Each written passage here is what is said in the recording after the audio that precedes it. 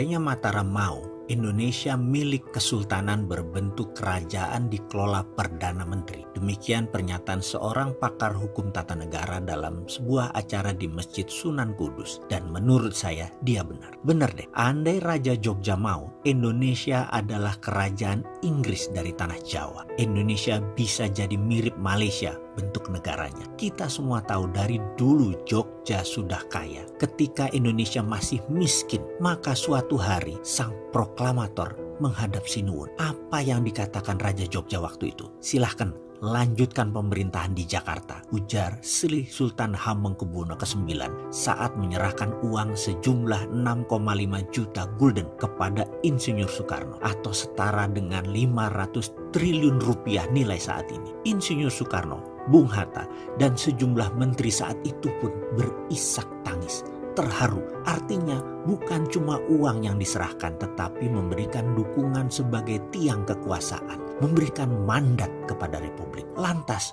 bukan berarti sekarang para sultan itu diabaikan kontribusinya dalam pemerintahan. Kontribusi mereka banyak, termasuk kontribusi Raja Siak dan 43 kesultanan lainnya. Apa yang terjadi kalau Sultan Nusantara itu seperti saat ini bergabung dan akan mulai bergerak membangun Nusantara? Apa Republik masih melirik Cina? Apa masih melirik dolar? Kok bisa lupa sejarah kalian ini ya? Wahai para pejabat, sekedar mengingatkan, sudah benar negara NKRI ini mengatur negara. Ada 3 daerah istimewa di negeri ini, DKI Jakarta, Aceh, dan Yogyakarta. 3 kekuatan bangsa ini, Republik, Islam, dan nasionalis. Kalau berislam, sana bangun Aceh. Kalau bingung ngelola negara, sana ke Kesultanan sebagai advisor. Jangan ke Cina. Bener deh. Hati-hati kalau Kesultanan sudah mulai bergerak. Grup-grup pengusaha seperti Sinarmas Group yang punya 5 juta hektar tanah di bumi pertiwi ini pasti akan gerah.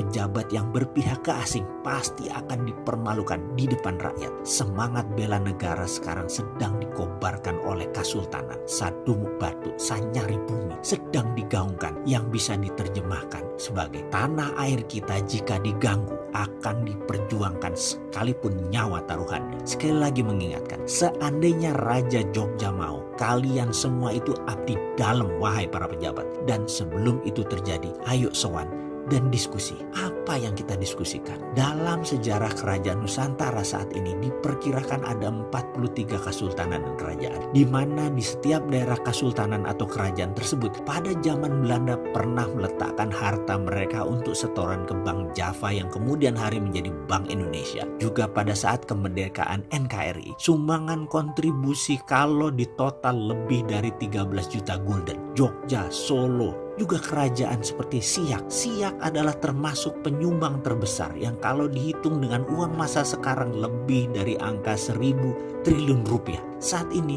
keprihatinan kondisi tata kelola Republik yang terlalu condong ke asing dan condong ke asing menggugah mereka untuk hadir berkontribusi. Mereka sebentar lagi akan turun di bawah code name Panji Mataram. Jangan melihat apa dan siapanya mereka, tetapi lihat apa yang akan dikontribusikan. Gagalnya membangun ekonomi akan membuat negara Indonesia menjadi negara sakit atau paria yang kalau dilanjutkan bisa menjadi failed state atau negara gagal. Apa itu termasuk yang dikatakan sebagai negara gagal? Negara gagal adalah negara yang punya segalanya tapi tidak berdaulat dan tidak bisa apa-apa. Mau membangun tergantung asing, perlu asing, ketergantungan import, dan neraca perdagangan selalu defisit. Anggaran bocor dan anggaran dipakai untuk hal yang tidak produktif. Itu negara tidak berdaulat namanya. Solusinya apa? Sebentar lagi akan terbit dinar Mataram, sebuah mata uang berbasis emas sebagai underlay-nya. Terbit hanya untuk menolong Republik. Caranya, misalnya negara ingin membangun ibu kota baru di Penajam, Kalimantan Timur, maka jangan bergantung pada asing pendanaannya. Jangan pakai barang import.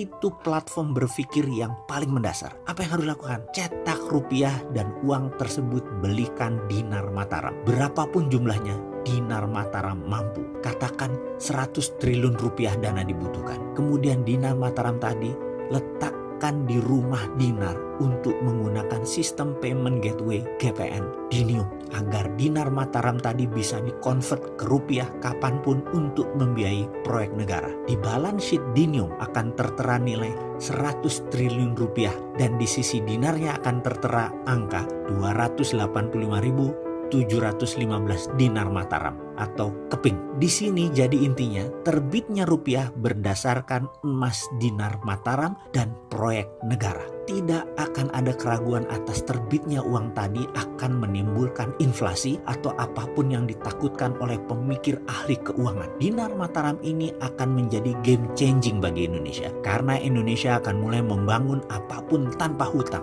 Membangun pendidikan, membangun infrastruktur, membangun industri produktif. Indonesia menjadi negara produsen atas hasil alam dan tambang terbesar di dunia dalam waktu yang cepat. Seluruh bahan baku dunia ada di Indonesia dan dunia akan menyadari kekuatan Indonesia di mana Indonesia memutuskan untuk menjadi negara produsen finish produk hasil tambang dan mineral. Besi, nikel, bauksit, baja, aluminium, dan banyak lagi bahan yang dibutuhkan untuk membangun adalah produksi dalam negeri. Pada saat 2030, Indonesia menjadi negara nomor 3 terkuat di bawah Amerika dan Cina. Namun di tahun 2045, Indonesia bisa negara nomor 1. Itu semua diawali dengan monetary revolution, dinar Mataram.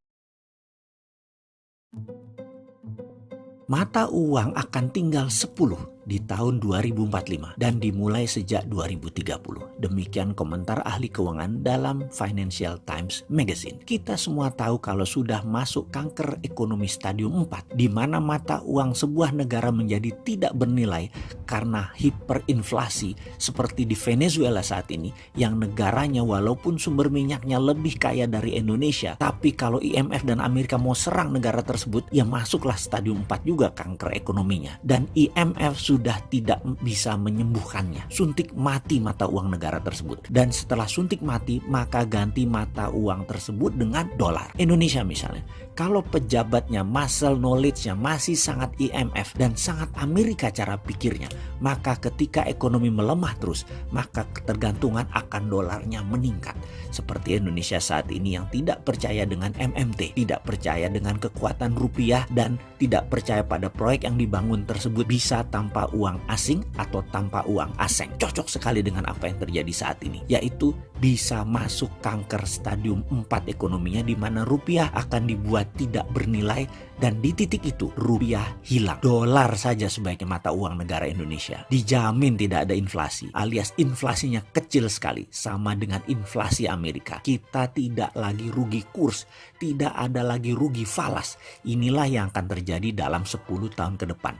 Dengan perang dagang Cina-Amerika tahap awal 2 tahun ini akan terus hingga beberapa tahun ke depan akan banyak negara yang bertumbangan ekonominya karena ekonominya tidak muter, tidak ada ekspor, yang ada hanya impor. Ini semua adalah skenario jangka panjang CIA di mana ditarget bukan hanya dolar jadi mata uang transaksi dunia yang saat ini lebih dari 90% transaksi perdagangan dunia pakai dolar. Namun currency warfare ini akan terus dilakukan dengan membuat mata uang sebuah negara jadi fail state. Pokoknya akan banyak negara yang akan fail state sehingga menjadikan dolar mata uang negara tersebut. Ditambah lagi mata uang negara euro akan menghilangkan 10 mata uang Eropa seperti Swiss franc, franc Prancis, Deutsche Mark, dan lain sebagainya. Juga mata uang Eropa Timur plus rubel Rusia akan membuat kekuatan mata uang baru. Juga mata uang bersama ASEAN akan lahir. Mata uang negara Timur Tengah, mata uang Afrika, 60 negara Afrika bersatu, itu nanti akan jadi single currency.